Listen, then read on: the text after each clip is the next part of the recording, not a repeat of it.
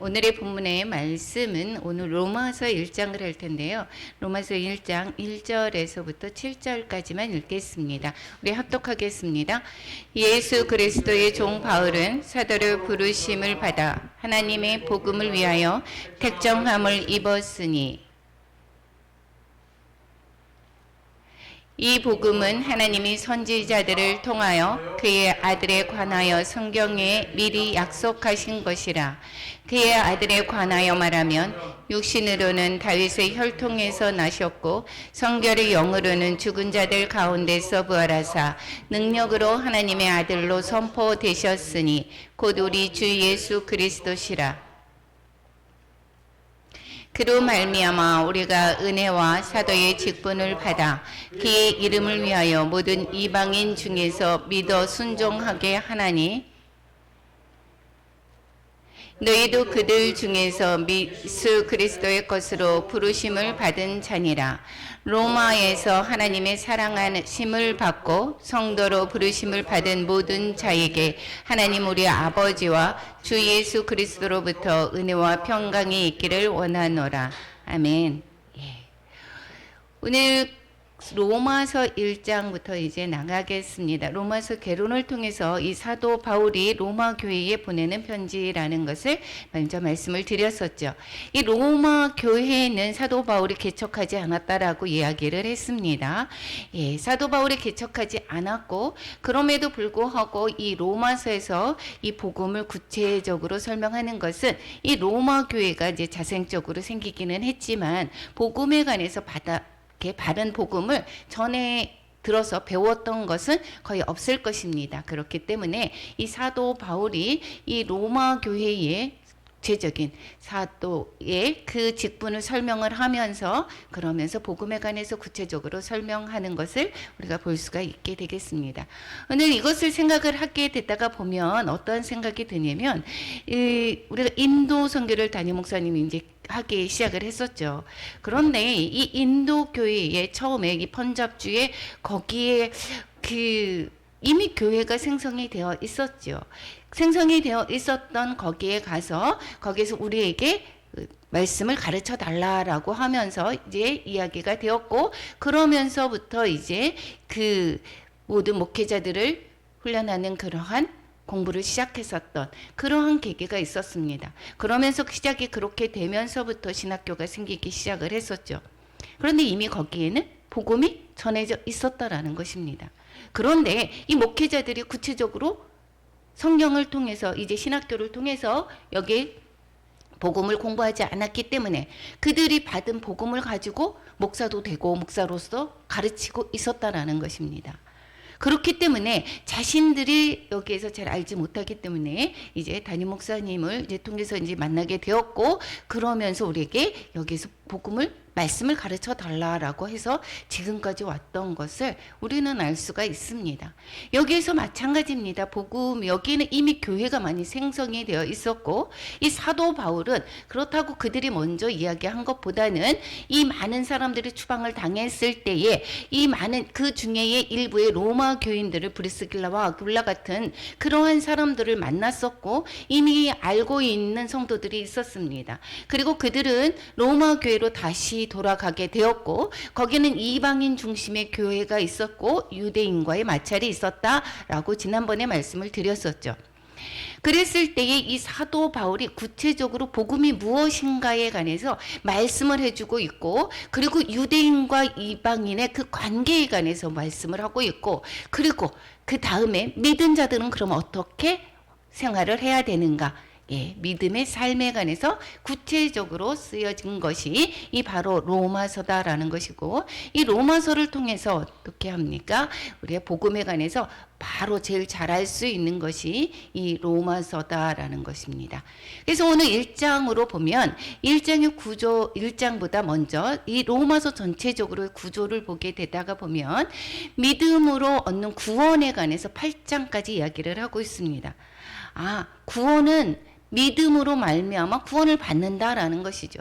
즉 유대인들에게는 행위로 말미암아 의롭다함을 받는다라고 하는 그 유대교회에서 반해서 구원은 의롭다함을 받는 것은 행위로서는 안 된다. 율법을 주신 목적은 우리가 죄인인 것을 깨닫게 하기 위해서 주신 것이다. 그래서 아브라함에서부터 이 시작이 되었던 그 복음은 바로 믿음으로 말미암아 구원받는 것을 말씀하고 있다라는 것을 1장부터 8장까지 말씀하고 있습니다. 그래서 이 1장부터 4장은 믿음으로 이롭게 되는 정의에 관해서 말씀하고 있고, 또 5장에서부터 8장까지는 거룩하게 하는, 그러면 성화에 관해서 점점 믿은 사람들은 점점 믿음이 자라가는 그러한 성화의 관계를 설명하고 있는 것을 볼 수가 있게 되겠습니다. 그리고 9장에서부터 11장까지는 믿음의 경로가 어떻게 되어져 나가는지, 너희들 이방인들이 어떻게 복음을 받게 되었는지, 유대인이 넘어짐으로 말미암아 하나님이 유대인을 먼저 선택을 했고, 그리고 유대인이 넘어짐으로 말미암아 이방인이 구원을 받게 되고, 나중에는 남은 자들이, 이스라엘 백성들이 나중에는 모두 하나님의 주권으로 말미암아 구원을 받게 된다라는 것을 말씀해 주고 있습니다. 12장에서부터 16장까지는 그러면 믿는 사람들은 어떻게 살아야 되는가, 믿음을 믿어서 순종하는 삶을 살아야 된다. 이 삶의 방법에 관해서 12장에서부터 16장까지 말씀하고 있는 것을 우리가 볼 수가 있습니다. 이렇게 나누어 놓게 되다가 보면 성경 한 권에 관해서 이해하기가, 즉 파악하기가 너무도 쉽습니다. 그래서 이렇게 자꾸 구조를 말씀하고 드리는 것입니다. 로마서 1장, 오늘은 하나님의 복음이라고 하는 제목을 가지고 은혜를 나눌 텐데요.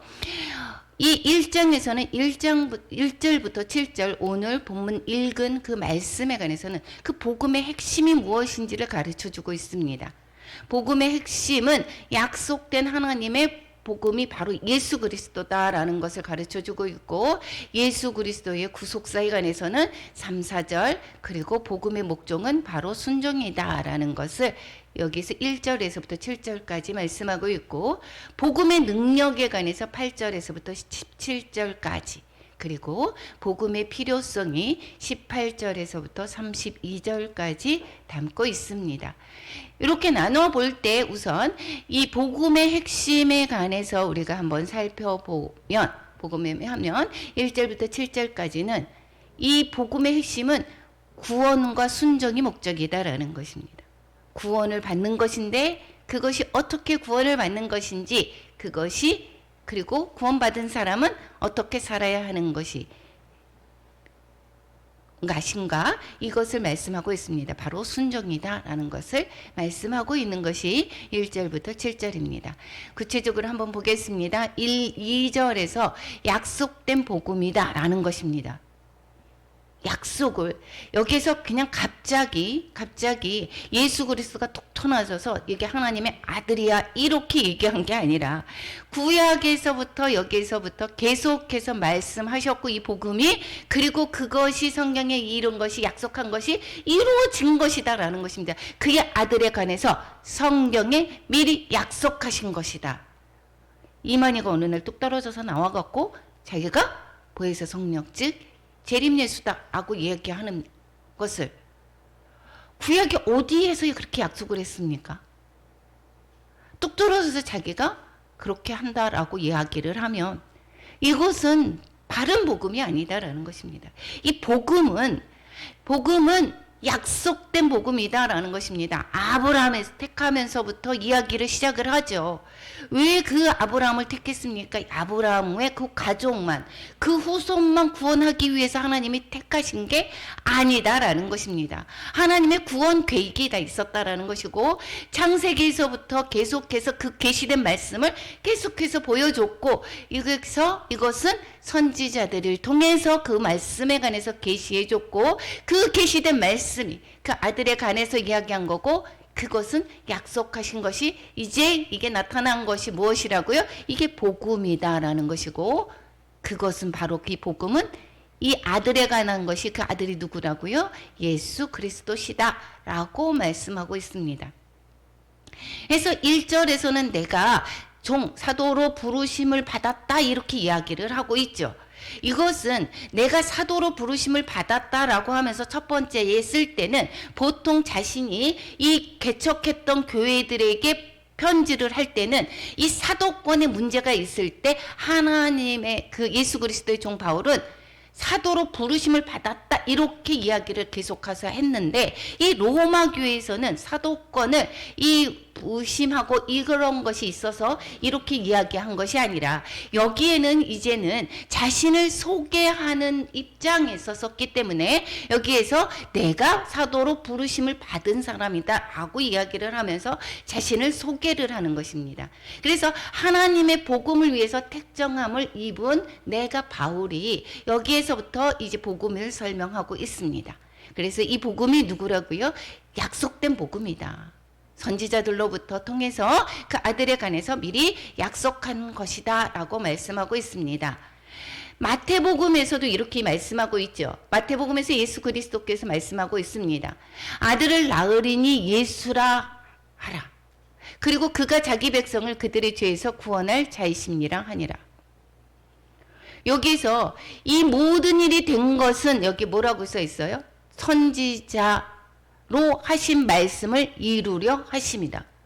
구약의 말씀을 이루게 하기 위해서 여기에서 예수를 태어나면 예수라고 하는데, 그는 자기 백성들을 그들의 죄에서 구원할 자다라고 이야기를 하고 있습니다. 이 마태복음은 유대인들에게 쓰는 것이죠. 그래서 유대인들이 구약에 관해서 잘 알고 있습니다. 그래서 구약에 관해서 선지자들에게 말씀하신 바로 그분이 이 예수 그리스도다라고 하면서 1장에서부터 시작을 합니다. 그래서 보라, 처녀가 잉태하여 아들을 낳을 것이요 그 이름을 임마누엘이라 하라 하셨으니, 즉 처녀가 또한 말씀 잉태되었다, 여자의 아들로 태어난다라는 것을 이미 구약에서 말씀하고 있었고, 거기에 대해서 여기에서 말씀하고 있습니다. 선지자의 말씀을 이루게 하신 것이다 라고 이야기를 하고 있습니다. 그러니까 약속된 복음이 바로 예수 그리스도다. 우리가 구약에서 말씀하신 그 약속한 것이 있지, 그분이 바로 예수 그리스도시다 라고 이야기를 시작하고, 두 번째 복음의 핵심은 그러면 무엇이냐? 예수 그리스도의 구속사다. 그러니까 약속됐지만 이제 구약에서 구속 역사라는 거죠. 구속 역사는 어떻게 얘기를 했었죠? 아브라함의 후손이다라고 이야기를 했었습니다. 그렇죠? 아브라함의 후손으로 태어나야 되는 것이고, 그리고 뿐만 아니라 육신으로 다윗의 혈통, 아브라함과 다윗의 후손으로 나타나죠. 그래서 마태복음의 계보에서 뭐라고 얘기합니까? 아브라함과 다윗의 자손 예수 그리스도의 계보라, 이렇게 이야기를 하고 있지 않습니까? 그래서 육신으로 다윗의 혈통에서 나셨고, 이렇게 구약에서 말씀하시는 구속 역사가, 그래서 인성, 즉 사람으로 태어난 것을 말씀하고 있습니다. 그러니까 즉 아브라함과 다윗의 후손으로 나타나지 않은 사람이 메시아다라고 이야기하면 그거는 가짜다라는 것입니다. 그 아들에 관해서 육신으로 다윗의 혈통에서 나셨습니다. 그리고 성결의 영으로는 여기에서 죽으시고 부활하시는 그러한 것으로 말미암아 구원의 성취를 나타내고 있다라는 것입니다. 그리고 죽은 자들 가운데 죽었습니다. 죽어서 아무것도 정말 보잘것없는 그런 실패의 것 같아 보이지만 다시 살아남으로 말미암아 그 능력으로 하나님의 아들로 선포되었다라고 이야기를 하고, 그것은 바로 예수 그리스도시다라고 이야기를 하고 있습니다. 이거는 신성을 말씀하고 있습니다. 그래서 예수 그리스도는 인성과 신성을 가지신 분이시다라는 것을 여기에서 3, 4절에 말씀하고 있는 것입니다. 여기 계속 이게 되게 중요합니다. 구약에서 이야기하는 것을 무시를 하고, 내가 메시아다, 여기에 무슨 어머니 하나님이고 이렇게 꾸며낸 것들을 이걸 바로 알아야 됩니다. 이 복음에 관해서 정말 잘 알아야 되는 것은 약속된 복음인 것이고, 그리고 하나님께서 거기에서 구속 역사, 즉 아브라함 이스라엘의 후손으로 오셔야 되는 것입니다. 어떻게 한국의 사람으로 나타나서 내가 하나님의 메시아였다라고 이야기를 하고 있습니까? 구속 역사가 그대로 이루어져야지 되는 것이고, 그리고 나셨고, 그리고 그들 가운데서 또한 죽으시고 부활하셨다라고 말씀하고 있고, 즉 이것은 또 갈라디아서에서 이렇게 이야기를 하죠. 아브라함의 자손으로부터 메시아 복을 받을 거다라고 하나님께서 복과 씨와 땅을 아브라함에게 약속을 하셨죠. 그랬는데 그 아브라함의 후손을 이야기한 것을 이삭을 얘기하고 그 후손을, 그 육신의 후손을 이야기한 게 아니다라고 이야기를 하고 있습니다. 그래서 아브라함의 후손인 유대인들은 자긍심이 너무도 강하죠. 그래서 내가 여기서 하나님의 택하신 민족이야 라고 하지만, 궁극적으로 하나님께서 아브라함의 후손에게 복 주신다라고 하는 것은, 그것은 무엇입니까? 그 자손에게 말씀하신 것인데 여럿을 가르쳐 그 자손들이라고 하지 않고 누구를 얘기하느냐? 딱 한 사람, 그리스도를 가지고 말씀하는 것이다라는 것입니다. 그래서 이삭이 예수 그리스도를 예표를 하는 것입니다. 그래서 이삭이 어떻게 해요? 모리아산에서 그래서 번제로 드리려고 했었죠. 그래서 예수의 죽음을 예표를 하고 있어요. 계속해서 이 구속 역사를, 이스라엘의 역사를 통해서 예수 그리스도의 구속 역사를 가르쳐주고 있습니다. 그래서 이 갈라디아서에서도 말씀하는 것이, 즉 그 한 사람이 예수 그리스도이기 때문에 예수 그리스도로 말미암아 복을 받는다라는 것을 가르쳐주는 것입니다. 그 예수 그리스도를 믿는 모든 자들에게 그래서 복이 임하는 것이다라는 것을 우리는 성경에서 가르쳐주고 있습니다. 여기 누가복음 24장 44절에서부터 47절까지 말씀하고 있죠. 예수님이 말씀하고 있습니다. 내가 너희와 함께 있을 때에 너희에게 말한 바 곧 모세의 율법과 선지자의 글과 시편의 나를 가리켜 기록된 모든 것이 이루어져야 하리라. 여기에서 예수님이 말씀하시는 것이, 모세의 율법은 다 무엇입니까? 선지자의 글, 모세의 율법, 즉 역사서, 또 시가서, 예언서 모두에서 나약 이루어져야 돼. 그 기록된 모든 것이 이루어야 된다 한 것이 바로 나다라는 것을 얘기하고 있습니다. 예수님이시다라는 것이고, 그리고 또 성경을 그래서 깨닫게 해주셨다라는 거예요. 이 구약에 관해서 이 문자적으로 해석했던 유대인들의 그 마음들을 열어줘서 그것이 바로 예수 그리스도다라는 것을 알아야지만이 여기에서 진짜 복음을 받아들일 수가 있는 것입니다. 그래서 그리스도가 고난을 받고 제3일에 죽은 자 가운데서 살아나야 될 것, 그리고 또 예수 그리스도의 이름으로 죄사함을 받게 하는 그 회개가 시작해서 모든 족속에게 전파될 것을 기록했다라고 이야기를 하고 있지 않습니까? 구약의 모든 선지자의 글로 예언했던 그런 모든 것들이 예수 그리스도로부터 그것이 구원의 역사가 이루어지는 것을 말씀하고 있다라는 것을 알면 되겠습니다.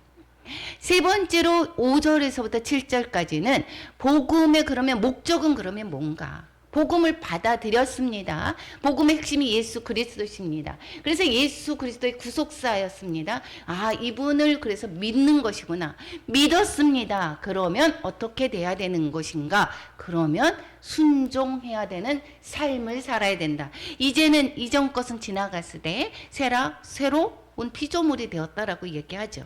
그 새로운 피조물은 어떻게 사는 것인가? 이 사람은 이제는 내 생각대로 살았지만 이제는 믿어서 이제는 순종하는 것. 뭐에 순종합니까? 하나님의 말씀에 순종하는 것이다라는 것입니다. 그것은 무엇입니까? 주인의 말씀에 순종하는 것이 바로 무엇입니까? 섬기는 종이 누구를 섬기는 것이죠? 주인의 누구 말을 듣습니까? 주인의 말을 듣는 거고, 우리가 예수님을 믿는다라고 하는 것은 예수님이 나의 주인 되심을 것을 우리는 하나님이 나의 주인 되심을 고백하는 것이고, 그러니까 주인의 말씀을 듣는 것이고, 그 말씀대로 살아가는 것이 바로 무엇입니까? 순종하는 거예요. 이제는 내 생각과 내 뜻대로 살아가면 안 된다라는 것입니다. 그런데 예수 그리스도의 것이다라는 것이고, 예수님을 믿는 모든 자들이 그러면 주인이 누구라고요? 예수 그리스도다. 그리고 로마에서 믿는 모든 사람들이 뭐라고요? 그러면 성도로 부르심을 받은 모든 자가 바로 예수 그리스도의 것이다 라는 것을 말씀하고 있죠. 그러면 우리는 그것에 순종할 때 주어지는 것이 무엇입니까? 은혜와 평강입니다. 거저받은 은혜가 있었습니다. 우리는 그러면 그 안에서 순종하며 살 때 우리는 다른 사람의 말에 따라서 종같이 살았다라고 하면 이것은 행복하지 않을 것 같은데 하나님의 말씀에 순종할 때 우리는 비로소 평강을 찾을 수 있습니다. 평강이 우리는 일시적인 평강, 내 생각과 내 뜻대로 살아가는데 이 세상의 삶은 일시적인 평강을 찾고 있습니다. 내가 어떠한 진급을 했습니다. 그럴 때 일시적인 평안이 오고 내가 어떠한 부를 누렸습니다. 그럴 일시적인 평강이 옵니다.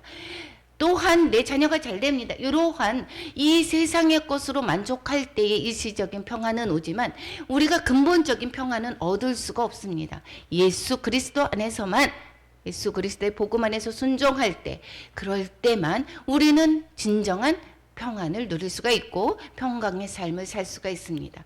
하나님께서 우리에게 바라시는 것은 생명과 평안이다라고 이야기를 하지 않습니까? 그래서 우리는 생명 구원을 얻고 하나님께서 바라시는 것은 우리는 평안하게 살기를 바란다라는 것입니다. 이 세상의 삶 가운데서 아담이 죄를 짓고 나서 감정이 어떤 감정이 생겼죠? 두려웠습니다. 이 세상에 죄를 짓고 있으면 죄가 처리되지 않았으면 두렵습니다. 그래서 죄를 짓고 도망다니는 사람은 얼마나 두렵습니까? 그래서 오히려 잡히고 나서 뭐라고 하죠? 오히려 마음이 편하다라고 얘기하지 않습니까? 그러니까 죄 가운데 있는 사람은 두려움이 있을 수밖에 없습니다. 그런데 죄가 청산이 되고 죄값을 치렀을 때 그럼 우리는 어떻게 되는 거죠? 당연히 평안할 수밖에 없습니다. 그래서 예수 그리스도를 믿는 모든 자에게 근본적인 평안이 따를 수 있다라는 것입니다. 순종의 비밀은 믿음입니다. 우리가 순종을 그럼 어떻게 하게 되느냐? 내가 순종은 내 힘으로 순종하는 것이 아닙니다. 내가 잘해야지. 그래서 우리가 지식으로 성경의 말씀을 압니다. 그래서 이 오랜 세월을 목사 되신 분들은 더 어떻게 될까요? 성경의 말씀을 일반 성도들보다는 더 많이 알겠죠. 그러면 순종을 정말 잘할까요? 그렇지 않습니다. 오히려 순수한 성도들이 더 많이 있을 수도 있습니다. 정말 이 말씀에 순수하고 이렇게 헌신하고 이러는 분들이 이 성도들 가운데서도 정말 많습니다. 그것은 바로 무엇이냐? 이 순종은 지식에서 나온다는 것이 아니다라는 것을 알 수가 있습니다. 경험에서 나오지 않습니다.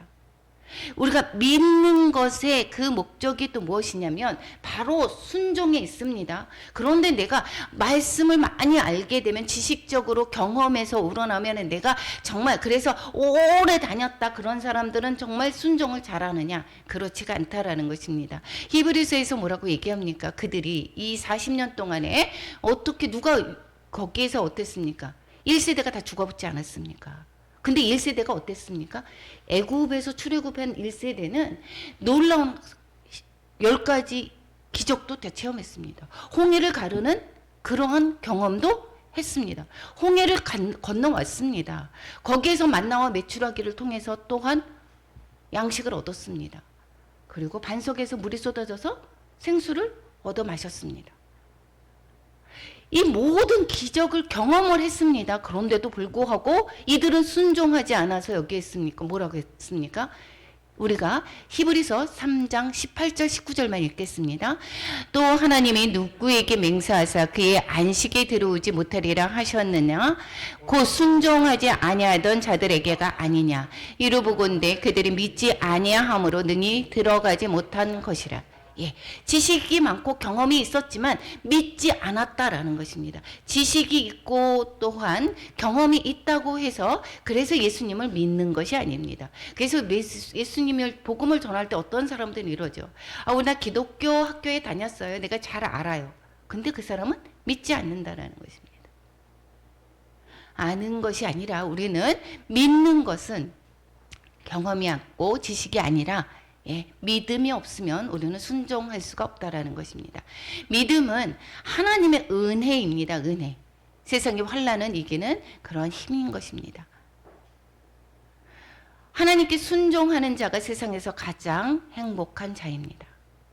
우리가 세상 가운데서 정말 만족하며 살려고 떠나서 사는 사람들은 어떻습니까? 환난이 오면 어떻게 될까요? 그들이 이기지를 못하고 그래서 자살하기도 하죠. 그래서 또 어떻게 됩니까? 환난이 오게 되면 그들은 두려움에 떱니다. 믿음이 없기 때문에 하나님이 이 모든 창조 만물을 창조하시고 영원한 생명이 우리에게 있다라고 하는 그러한 것들을 모른다라고 하면 이 세상이 다 끝이라 생각을 하기 때문에 그 죽음이 두려울 수밖에 없습니다. 8절부터 17절까지 복음의 능력에 관해서 말씀하고 있습니다. 복음의 능력은 어떨 때 우리가 오늘 그 복음을 전했다라고 있겠습니다. 그러면 전도를 할 때 우리가 어떨 때 우리가 복음 믿음이 생깁니까? 복음의 능력이 생깁니까? 우리가 먼저 예수님을 만난 사람들이 어떻게 해요? 삶이 달라지는 것을 보고 그 옆에 사람이 바뀌죠. 그래? 내가 믿는 하나님이 너가 그렇게 된 것을 보니까 분명히 하나님은 계신 것 같아. 나도 그럼 믿어봐야 되겠어. 즉 영적인 교제를 통해서 우리가 여기에서 복음의 능력이 나타납니다. 뿐만 아니라 복음을 여기 우리 계속해서 말씀을 선포됩니다. 예배 때도 선포되고 계속해서 또한 말씀에 관해서 자꾸 듣고 그렇습니다. 그럴 때 어떻게 하죠? 우리는 복음의 능력이 나타납니다. 복음의 능력은 구원자 예수님께서 나타나는 것입니다. 이만희에게서 나타나는 것이 아닙니다. 장길자에게 나타나는 게 아닙니다. 어떠한 그 예언의 능력이 나타났다 이렇게 그 무슨 예언의 은사를 받았다 그런 무슨 그 은사를 받아서 자랑하는 그 사람들에게 나타나는 것이 아니다라는 것입니다. 구체적으로 다시 한번 보면 10절부터 12절까지는 영적인 교제에서 복음이 나타나기 때문에 이 사도 바울이 이 방문을 목적을 이야기를 합니다. 내가 로마에 겠는데 내가 좋은 길 얻기를 너희들에게 이제 9절에서부터 먼저 너희들을 쉬지 않고 기도하고 있다라고 이야기를 해요. 보기를 내가 여러 번 가기를 원했다. 그리고 너희들에게 가서 너희들이 복음으로 이제 잘 서기를 바란다. 이렇게 끊이지 않고 기도한다. 이렇게 이야기합니다. 그리고 10절에서 뭐라고 얘기합니까? 내가 너희에게 나아갈 좋은 길 얻기를 구한다라고 이야기를 하고 있습니다. 그러는 것은 왜 그러느냐? 어떠한 신령한 은사를 너희에게 나누어 주고 싶다라고 이야기를 해요. 그리고 또 그래서 나누어져서 너희를 이제 믿음에 있습니다. 이 믿음에 있는 사람들에게 이야기하는 거죠. 그래서 신령한 은사를 너희에게 나누어 주고 그래서 믿음이 견고하기를 바란다. 그리고 서로 피차 안위함을 너희들에게만 안위함을 전해주는 것이 아니라 너희들로부터 나도 안위함을 받고 나로 인해서 너희들도 그러기를 바란다. 이것이 사도 바울이 로마 교회로부터 안위함을 받으려 하는 것이 무엇일까요? 즉 복음의 스페인으로 전도를 갈 때 왜 물질적인 도움을 받기를 원했습니다. 그들의 그러한 또 기도도 필요로 하고 있습니다. 선교의 기지로 삼고 싶었다라는 것입니다.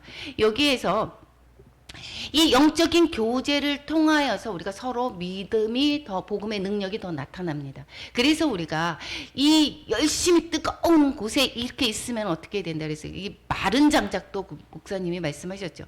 마른 장작도 어떻게 돼요? 생 장작도 불길이 뜨거운 데 가면 그냥 타오른다라고 얘기했지 않았습니까? 복음의 능력이 영적인 교제를 통하여서 그래서 나 혼자서 이제 내가 혼자서 잘 믿으면 되지 나는 교회 안 나가 이렇게 하고 그러는 사람 있죠. 그런 사람들은 위험합니다. 위험해요. 그래서 지난번에 얘기했듯이 그 떨어져 있는 사람들은 아말렉 족속에게 채갔죠. 이 출애굽을 할 때 뒤에서 쳐지는 사람들 채갔습니다. 혼자서 이는 것은 영적인 복음의 능력이 나타나지 않습니다.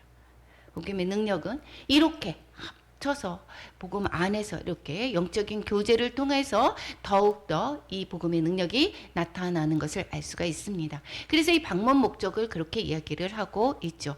두 번째, 복음의 능력은 진리를 통해서 선포가 됩니다. 13절부터 15절입니다. 1절부터 15절이 아니라 1장 15절의 말씀입니다.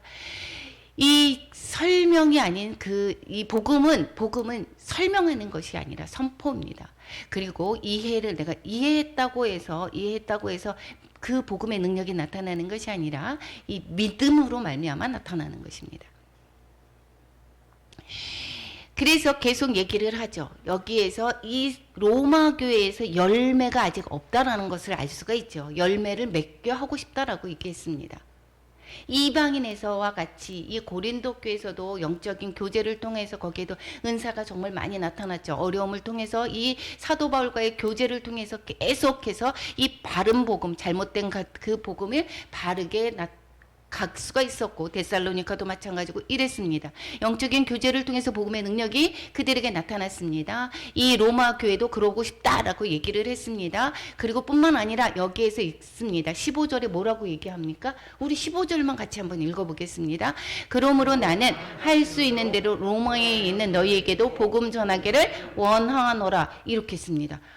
복음을 전하기를 원한다라고 얘기합니다. 거기에는 이미 예수님을 믿는데, 이건 무슨 소리죠?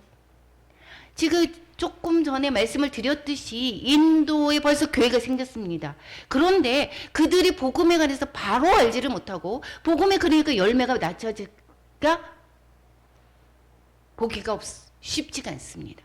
그렇기 때문에 거기에서 복음을 가르쳐 달라고 얘기했고, 이 담임 목사님이 거기에서 신학교를 시작하니까 지금 벌써 12년이 되지 않았습니까?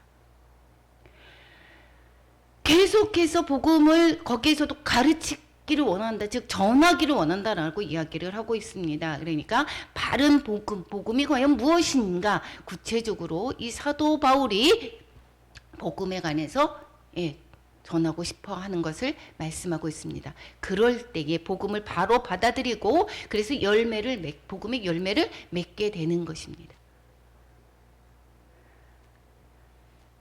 세 번째, 복음의 능력은 구원자 예수 그리스도에게 나타난다라고 얘기했습니다. 이만희에게 나타나는 게 아닙니다. 신천지 다니시는 분들 정말 잘 생각하시기 바랍니다. 계속해서 지금 말씀하시는 건 구약에서 예언한 말씀이 그대로 이루어져야 된다라고 이야기하고, 그리고 또 계속해서 말씀하시는 것은 예수 그리스도에게서 복음의 능력이 나타난다라고 이야기를 하고 있습니다. 계속해서 그 성경을 가지고 정말 잘못 풀고 그것이 바로 이만희를 얘기한다라고 하면, 그러한 분들은 처음부터 끝까지 성경을 50도 이상 한번 해보시기 바랍니다. 복음의 능력은 구원자 예수 그리스도에게서 나타나는 것입니다. 복음에는 하나님의 의가 나타나서 이렇게 이야기합니다. 하나님의 의가 나타난다라고 이야기하는 것은, 그것은 무엇입니까? 내 의가 아니다라는 것입니다. 내 의로 살았던 것이 아니라 하나님의 의가 나타난다. 복음의 즉 조금 거기에는 예수 그리스도의 의로가 나에게 나타나는 것입니다. 그래서 믿음에서 믿음으로 이렇게 이야기합니다. 믿음에 이르게 하나니, 초보적인 믿음에서 계속해서 성화되어가는 믿음으로 이르게 한다라고 이야기하고 있고, 그래서 믿음으로 말미암아 산다라고 이야기를 하고 있습니다. 믿음의 본질이 바로 의로운 자가 되는 것입니다. 그래서 하나님과 화평케 되는 것이고, 그래서 하나님의 그 의가 내 의가 됨으로 말미암아 이제는 우리는, 내가 죽었다 그러면 내 안에 성령님이 계십니다. 그러면 우리의 근본적인 집이 어디입니까? 하늘이고 하나님의 계신 곳이고, 그렇기 때문에 우리는 당연히 하나님의 나라에 가서 함께 살 수밖에 없는 것입니다. 복음은 믿는 자에게 주시는 것이지 믿지 않고 계산 가운데서 내가 잘 살면 되지, 바르게 살면 되지, 그렇다고 해서 복음이 그 소리를 얻는 것이 아니다라는 것입니다. 복음은 믿는 자에게, 누구를 믿는 것? 예수 그리스도에게서 나타나는 것입니다. 예수 그리스도를 믿는 자에게 구원을 주시는 하나님의 능력인 것이지 내 스스로 잘 살아보겠다고 해서 되는 것이 아니다라는 것이고, 유대인뿐만 아니라 헬라인에게도다라고 이야기를 하고 있습니다. 여기에는 이방인들이, 헬라인이 많은 부분들의 그 교인을 구성원으로 있게 되는 것을 염두에 뒀고, 유대인과의 그러한 마찰에서 오는 그러한 것을 염두에 둔 것을 알 수가 있게 되겠습니다. 그러니까 모든 믿는 자에게 나타나는 것이 택함 받은 유대인에게만 나타나는 것도 아니다. 그리고 믿는 자에게 구원을 주시는 모든 이방인에게도 마찬가지로 하나님의 구원을 주시는 하나님의 능력이 믿음으로 말미암아 나타나게 되는 것이다 라고 이야기를 하고 있습니다. 믿음의 내용이다 라고 하는 것은, 즉 아무도 내가 의로울 수가 없다라는 거예요. 그래서 유대인들은 계속해서 행위로 의롭다함을 받으려고 계속해서 합니다. 그것은 왜 그러냐면 모세의 율법을 주었고 모세의 율법을 잘 지켜야지만이, 그래야지만이 의로운 자가 된다라고 생각을 하고 있었기 때문입니다. 그렇기 때문에 율법으로 말미암아 의롭게 되지 못할 것이다라고 이야기를 계속해서 하고 있습니다. 의는 믿음으로 말미암아 의롭게 된다라는 것이다.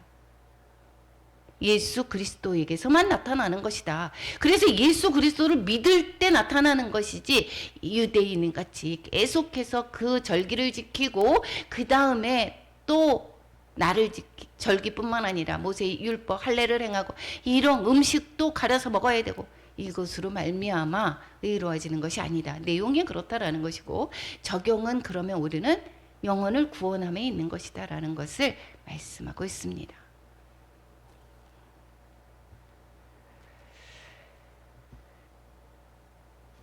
에베소서 2장 8절에서 보면 우리 한번 같이 읽어보겠습니다. 너희는 그 은혜에 의하여 믿음으로 말미암아 구원을 받았으니 이것은 너희에게서 난 것이 아니요 하나님의 선물이라. 예. 우리가 믿어서, 우리가 예수 그리스도를 믿음으로 말미암아 의롭다함을 받은 것이지, 행위로서는 아무에게도 의롭다함을 받을 수가 얻게 됐다라는 것이고, 그렇기 때문에 자신이 잘해서 의로워질 수가 없다라는 것이고, 이것은 그냥 저절로 주어지는 믿음으로 말미암아 우리가 받은 선물입니다. 그래서 그 은혜에 의해서 우리는 믿음으로 말미암아 구원을 받은 것입니다. 어떤 사람들이 계속해서, 지금 왜 이 이야기를 계속해서 할까요? 로마 교회 이방인과 유대인들이 계속 트러블이 있었죠. 문제가 있었죠. 그러므로 말미암아 계속해서 이 복음에 관해서 구체적인 설명을 하고 있는 것입니다. 자신의 의로 말미암아 내용들이, 그래서 구원함을 받는 것이 아니다. 복음은 예수 그리스도를 믿음으로 말미암아 의롭게 되는 것이고, 그리고 내 의가 나타나서 의로워지는 것이 아니다라는 것을 계속 설명하고 있습니다. 복음의 필요에 관해서 18절에서부터 32절까지 말씀하고 있습니다. 복음의 필요는 누구에게 다 필요한가? 헬라인에게만 필요한가? 이 유대인에게만 필요한가? 그게 아니라 누구든지 절대적으로 다 필요하다라는 것입니다. 하나님의 복음은 그냥 세상 사람들을, 우리의 사람을 하나님의 자녀로 만드는 그러한 능력이 있습니다. 죄인을 의인되게 합니다. 내 의로 사는 불순종의 사람을 예수의 의로 사는 순종의 성도로 만든다라는 것입니다. 이 하나님의 그 복음이, 이 복음의 능력이 얼마나 대단합니까? 우리는 그냥 믿기만 했을 뿐인데, 근데 이 믿는 것이 정말 쉬운 게 아니더라고요. 어떤 사람은 이 믿는다 소리를 정말 하나님이 아니고서 성령이 아니고서는 그것을 믿는다 고백할 수 없다라는 말이 정말 많습니다. 그래서 내가 하나님의 자녀된 것을 내 신분을 바로 알아야 됩니다. 그러니까 내가 믿었다라고 하는 것은 나는 하나님의 자녀다라는 것을 기억하시기 바랍니다. 하나님 대통령의 자녀 계속해서 일어나는데 대통령의 자녀가 또 그 대기업의 그 삼성이나 현대나 이런 자녀들이 교육을 받지 않습니까? 행동 막 하나요? 그렇지 않습니다. 품위가 있게 행동하지 않습니까? 우리는 이제는 세상에 그 사람, 욕심으로 사는 그 사람이 아니라 하나님의 자녀로, 믿음으로 말미암아 하나님의 자녀가 되었으면 우리는 하나님의 자녀답게 품위 있게 살아야 되는 것입니다. 하나님의 성품이 나한테 나타나야 되고, 언어도 순화가 돼야 되고, 행실도 마찬가지고, 하나님의 사랑이 나한테 흘러나야 되고, 두려워할 필요가 없는 거죠. 왜? 우리는 의인이었기 때문에. 죄인이 아니다라는 것입니다. 어둠의 영, 죄로 인하여서 들어왔던 어둠의 영들이 거짓말을 하고 있습니다. 너희 불법의 영들입니다. 그것은. 불법의 영들은 나사렛 예수 이름으로 명하노니 너는 떠나갈지어다. 권한이 없습니다. 그럴 때 우리는 하나님의 능력 안에서 사는 것, 내가 누구지? 하나님의 자녀다라는 것. 하나님의 자녀면 어떤 문제가 생겼을 때 내가 하나님을 믿기 때문에 두려워할 필요가 없죠. 그리고 또 뿐만 아니라 계속해서 18절에서부터 나오는 것은 우선은 보면 하나님께서 그 진노를 나타내고 있습니다. 하나님이 그 진노를 나타나는데 어떠한 사람들에게 진노를 나타내느냐? 불의할 때 나타난다라고 이야기를 하고 있습니다. 그래서 하나님의 진노가 불의를 막는 사람들의 모든 경건하지 않음과 불의에 대하여 하늘로부터 나타난다라고 이야기를 하고 있습니다. 즉, 이 의롭지 않은 행동을 할 때 나타난다라고 이야기를 하고 있습니다. 이것은 하나님을 알면서도 그 만물에 분명히 보여졌다라고 합니다. 세상의 만물의 가운데서 이 하나님을 아는 것이 보여졌다라고 이야기를 하고 있습니다. 20절에서 보면. 그래서 알려졌느니 그러므로 그들이 핑계하지 못할지니라. 나는 예수님을 잘 몰라서가 아니라 이 세상 만물에 다 예수를 아는 것, 하나님을 아는 것이 심겨졌다라고 얘기합니다. 저는 이거 이상한 거지. 그런 거 우리가 보면 이 생물이 우리가 씨를 뿌렸을 때 그 씨가 만약에 어떠한 콩 심은데 콩 나고 팥 심은데 팥 나지 않습니까? 그러면 없어졌습니다. 그럼 죽었습니다. 그럼 다시 콩을 심었을 때 거기에서 다시 나타납니다. 우리가 겨울이 돼서 다 떨어져서 죽은 것 같아 보이지만 그때의 그 생물이 어땠습니까? 다시 그 생명이 그대로 나타나죠. 그런데 불교에서는 뭐라고 합니까? 윤회사상이라고 해서 다시 나타나는데 옛날에 뭐가 됐던 것이 다시 사람으로 됐고 개미가 됐고 이게 말이 됩니까? 이 세상 만물에서의 이치에서도 봐도 하나님을 아는 것을 다 심어줬습니다. 이 빛을 통해서 어떻게 빛이 없으면 이 생물들이 살 수가 없습니다. 빛은 바로 무엇을 나타냅니까? 예수 그리스도를 나타내고 있습니다. 그러면 이거 모든 자연 만물에 다 알려졌다. 그런데도 불구하고 하나님을 모른다라고 하는 것, 이것 자체들이 그럴 때 하나님의 진노가 나타난다라고 이야기를 하고 있습니다. 뿐만 아니라 하나님을 아는데 영화롭게도 아니하고 감사하지도 않는다.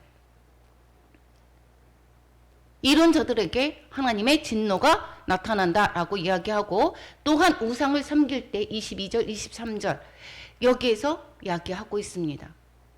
썩어지지 아니하는 하나님의 영광을 썩어질 이러한 그 사람과 새와 짐승과 기어다니는 동물 모양의 거기서 우상으로 바꿨다라고 얘기하지 않습니까? 별 우상이 인도에 너무 많다라고 얘기하지 않았습니까? 썩어서 없어지는 그것을 우상으로 삼았다라는 것입니다. 이럴 때 하나님은 진노가 나타납니다. 하나님의 진노가 그럼 어떻게 나타나는가? 마음의 정욕대로 더러움에 내버려 뒀다라는 것입니다. 내버려 둡니다라고 하는 게 얼마나 불쌍한 것입니까? 세상 사람들 저렇게 잘 나가는데 왜 쟤들은 저렇게 사는데 저렇게 둘까요? 내버려 뒀기 때문입니다. 결국은 사망이죠. 그래서 그들을 부러워할 필요가 없다라는 것입니다. 우리가 남의 자식들을 가서 이래라 저래라 하지 않습니다. 한다고 해서 결코 듣지도 않고요. 내 자녀일 때 야단을 치기도 하고 바로 잡기도 하는 것이죠.